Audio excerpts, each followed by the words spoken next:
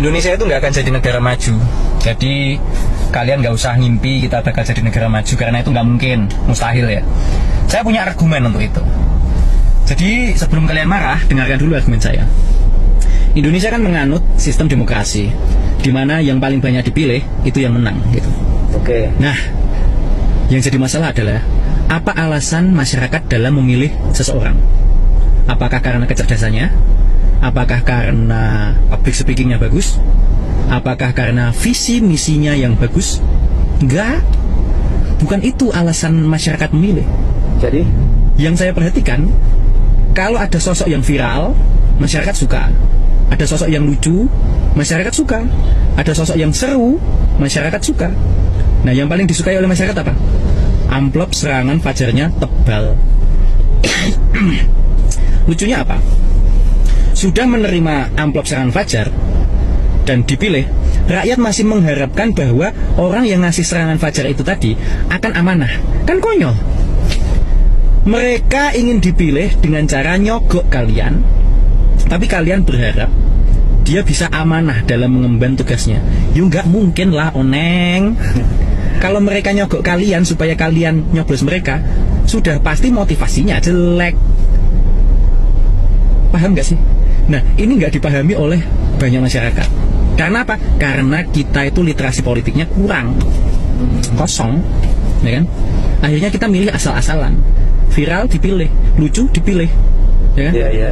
Bukan karena alasan yang mengenai kemampuan dalam menyelesaikan masalah, kecerdasan umumnya, atau mungkin public speakingnya, atau visi misinya. Enggak. Kita itu memilih berdasarkan hal-hal yang kurang penting. Lah, kalau seandainya kita memilih hanya berdasarkan viral dan seru kayak gitu, ya nggak akan menjanjikan calon-calon seperti itu. Makanya kita nggak akan maju.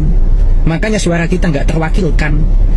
Nah, seandainya ada literasi politik di SMA, minimal di SMA gitu, nanti itu kita itu jadi punya gambaran bagaimana cara memilih calon pemimpin atau calon wakil kita, sehingga kita punya satu nilai yang tetap mengenai kriteria calon pemimpin atau calon wakil rakyat. Tapi kita nggak pernah dicerdaskan masalah itu. Kita nggak pernah diberi literasi politik masalah itu.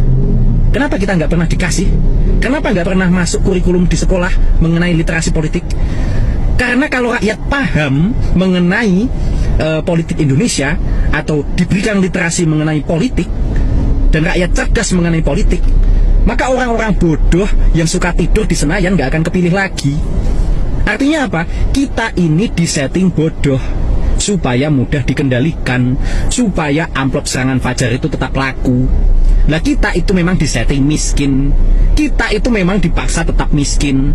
Kalau kita semua ini kaya, bayangkan aja pendapatan kita itu 100 juta per bulan. Semua rakyat Indonesia punya pendapatan 100 juta per bulan. Maka amplop serangan fajar yang isinya 100 ribu itu gak akan dilirik oleh masyarakat. Gitu. Kita memang disetting bodoh.